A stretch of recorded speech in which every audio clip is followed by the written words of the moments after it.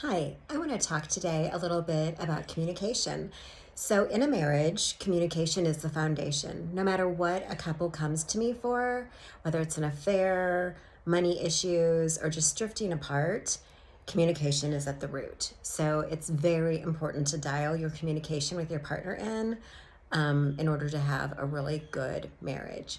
So, the cornerstone of communication is active listening. And that is really just listening to what your partner is saying without judgment, without thinking about how you're going to respond, but genuinely listening to understand what they are saying. Something that I have clients do when they're having issues understanding each other is a exercise where they take turns talking. And so I might, my husband might say, for example, I feel like you spend too much time working and I feel ignored. So then I say back to him exactly what I heard him say. I don't say, I know you think I work too much and it annoys you. I say, I'm hearing you say you think I work too much and it makes you feel ignored. Now, if I got that wrong, he would say no, and he would repeat what he meant. And then I would try it again. But if I got it right, he would say yes. So that is a technique to use when you just feel like you're kind of crossing wavelengths and you're just not getting through to your partner. But when you are talking with your partner, are you listening to understand them, or are you listening to formulate how you're going to defend yourself? And I don't want you to be too quick to judge or criticize, because you would be surprised. A lot of trained professionals listen to defend themselves. So it doesn't mean anything bad about you.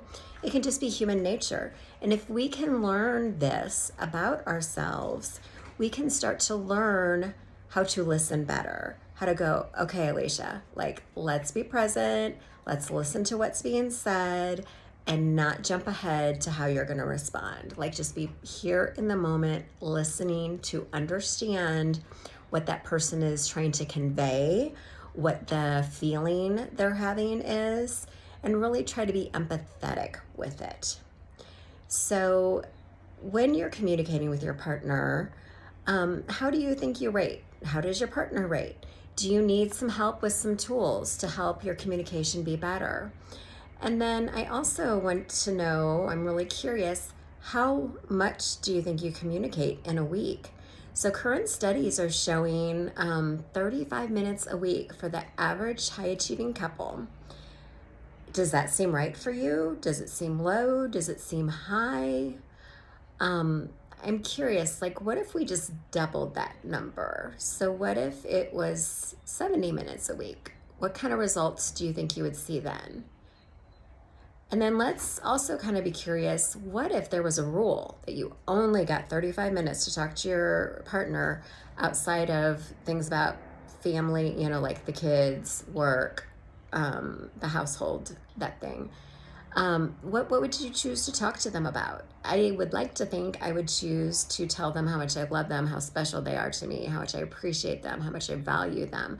I would want to be filling that love tank with good stuff instead of nagging about, oh, you forgot to do this, or oh, you left this here, because that's not going to make for very good feelings towards each other, right? So what do you think you would say to your partner? So I also want to mention there's another study that found you need to communicate at least 90 minutes. So over twice the amount that they're finding the average couple is communicating. You need to communicate at least 90 minutes a week just to maintain a relationship. So not to grow it, not to nurture it, just to stay at a maintenance level. Wow. So really think about, how much am I talking with my spouse, and is it meaningful conversation? Are we checking in with each other on, what's going on in our lives, what's important to us, what's bothering us, what's working for us, what's not working for us, what we're struggling with, what we maybe need help with?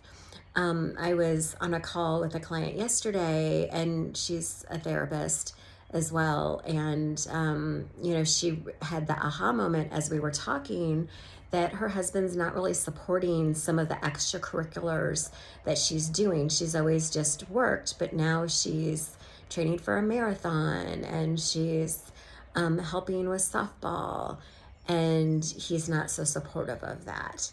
And so I asked her, like, have you let him know that you don't feel supported? And she was like, oh, yeah, no, I really don't think I have. So, she's going to start there and just say, I haven't really been feeling very supported by you. Could you support me more around these things? For those of you that have a really busy career, I'm curious, how does your career affect or influence your relationship? So is the time that you're taking, to grow your career or grow your business, does your spouse feel like you're taking that time away from them? Do they see your vision and support your vision of building a business or your career? Or are they jealous of that business and career? These are all good points of conversation to talk about, because let me tell you, you are going to get a lot further if you are having conversations about these things and getting on the same page and getting your partner to buy in and be part of the solution, instead of feeling like it's them against you or your career. Because no one is going to win if they feel like they have to spread themselves too thin in one area or the other, or they have to pick between the two, right? So what do you need to do? Kind of conversation do you need to have with your spouse to make sure you're on the same page? And I'm Alicia Drew. If I can help you, please reach out.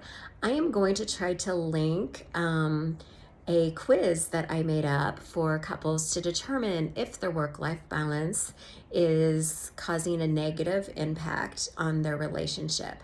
So if you would like that, please just comment below, or if the link is able to be down there, just click on the link. Thank you and have a great day.